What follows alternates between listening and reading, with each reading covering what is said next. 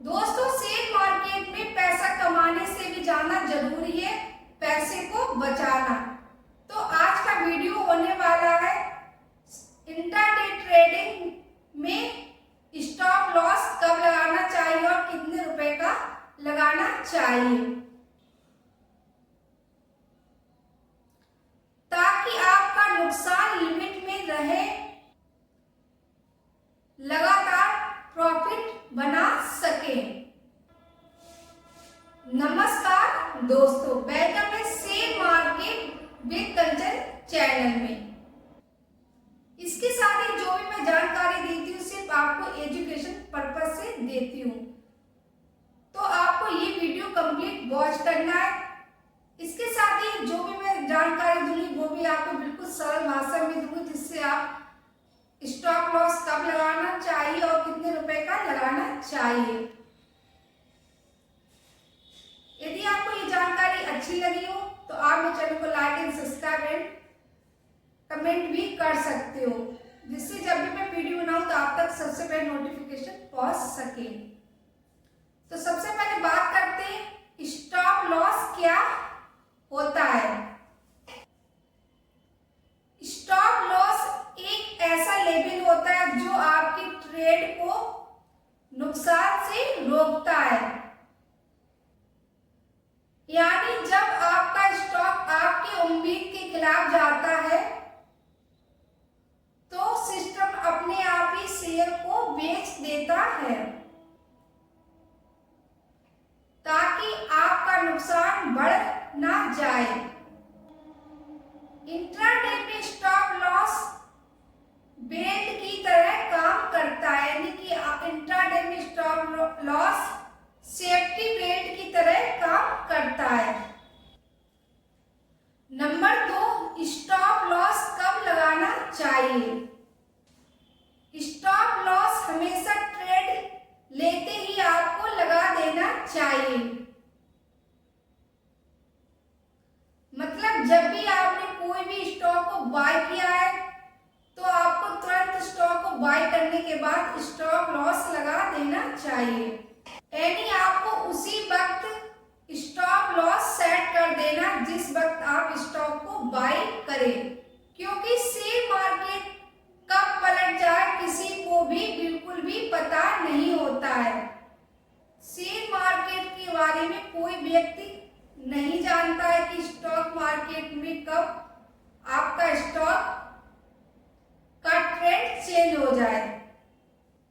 जो net trader होते हैं, यानी कि जिन्होंने अभी शेयर मार्केट की शुरुआत की है, वो स्टॉक को बाय करने के बाद सोचते रहते हैं कि स्टॉक में लगा देंगे, तो ऐसा करने पर उनका जो स्टॉप लॉस होता है वो सही समय पर नहीं लगता है। ऐसे में उनका नुकसान भी बढ़ जाता है और यही सबसे बड़ी गलती करती है जो बिगिनर होते हैं। इसलिए याद रखना, जब भी आप ट्रेड ले तो आपको तुरंत ही स्टॉप लॉस लगा देना है। नंबर 3, स्टॉप लॉस कब लगाना चाहिए। अब तक का सबसे बड़ा सवाल है कि स्टॉप लॉस कब लगाना चाहिए और कितने रुपए का स्टॉप लॉस लगाना चाहिए। देखिए, स्टॉप लॉस आप 2 तरीके से तय कर सकते हो। नंबर 1% के हिसाब से। आमतौर पर इंट्राडे में 1 से 2% का स्टॉप लॉस लगाना सही रहता है। तो आप इंट्राडे में यदि परसेंटेज बाय स्टॉप लॉस लगाते हो तो ऐसे में आपको 1 या 2% का स्टॉप लॉस लगा देना है। जब भी आप कोई भी स्टॉक को बाय करें उसके तुरंत बाद ही आपको स्टॉप लॉस लगा देना है। दूसरा स्टॉप लॉस होता है पूंजी के हिसाब, यानी कि जो भी आपके पास अमाउंट है पैसे, आप उसके हिसाब से भी स्टॉप लॉस लगा सकते हो। मान लीजिए आपके पास 10,000 रुपये, ऐसे में आप 1 या 2% का स्टॉप लॉस लगा दे, या फिर आप 100 रुपये या 200 रुपये का के हिसाब से स्टॉप लॉस लगा सकते हो।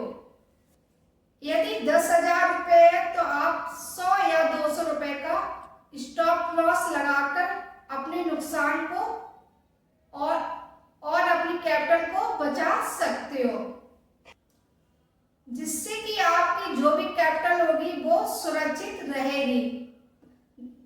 यदि मोटा मोटी समझा जाए, यदि आपके पास 10,000 रुपए, तो ऐसे में आप 100 रुपए या 200 रुपए का एक छोटा सा स्टॉप लॉस भी लगा सकते हो, चाहे आप परसेंटेज बाय भी स्टॉप लॉस लगा सकते हो। नंबर 4, एग्जाम्पल से समझते हैं। मैं आपको उदाहरण देके समझाती हूँ। मान लीजिए आपने कोई भी शेयर XYZ से 800 रुपए पर बाय किया है, तो आपका टारगेट होना चाहिए 808 रुपए का। और यदि स्टॉप लॉस की बात करते हैं तो आपका स्टॉप लॉस होना चाहिए 792 रुपए का। यदि आपने 800 रुपए पे स्टॉक को बाय किया है, जैसे स्टॉक आपका 808 रुपए पर जाएगा तो आपको 8 रुपए के हिसाब से 8 रुपए पर शेयर के हिसाब से प्रॉफिट होगी, जो भी आपने क्वांटिटीज वाइज शेयर को बाय किया होगा। और आपको एक छोटा सा स्टॉप लॉस लगा देना है 792 रुपए का।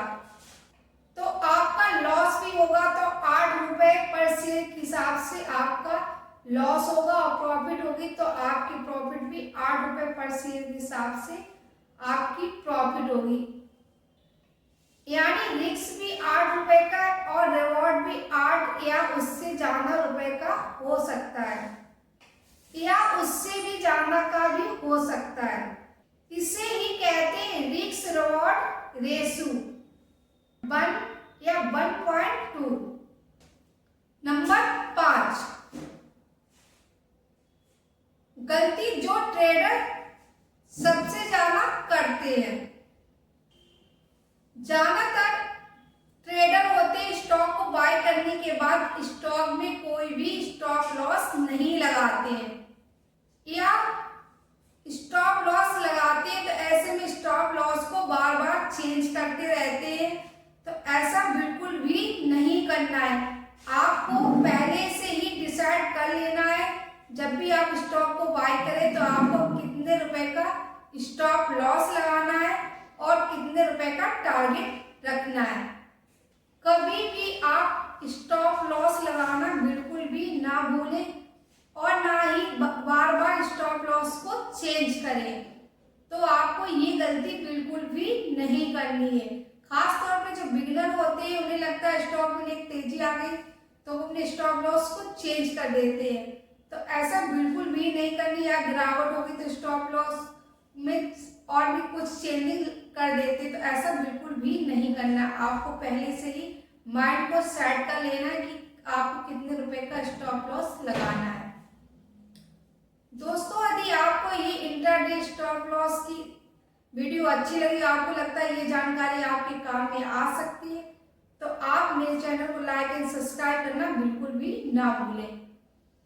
इसके साथ ही आप कमेंट भी कर सकते हो। जो भी आपको शेयर मार्केट से जुड़ी हुई जानकारी चाहिए तो आप कमेंट कर सकते हो। ये जानकारी दी सिर्फ आपको एजुकेशन पर्पज से दी, जिससे कि आप भी शेयर मार्केट में छोटी छोटी चीजें सीख कर अच्छा खासा प्रॉफिट बना सके।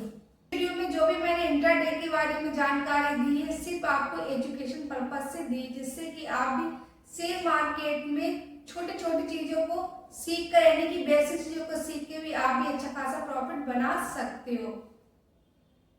यदि ये जानकारी अच्छी लगी तो आप मेरे चैनल को लाइक, सब्सक्राइब और कमेंट करना बिल्कुल भी ना भूलें। जब भी आप किसी भी स्टॉक में बाय सेल करें तो अपना खुद का रिसर्च करें, या किसी भी फाइनेंस एडवाइजर की एडवाइस जरूर लें। यदि आप भी चाहते हैं कोई और भी जानकारी शेयर मार्केट से जुड़ी हुई, तो आप मेरे चैनल पर एक छोटा सा कमेंट भी कर सकते हो। कंप्लीट वीडियो देखने के लिए thank you so much. Bye bye, take care.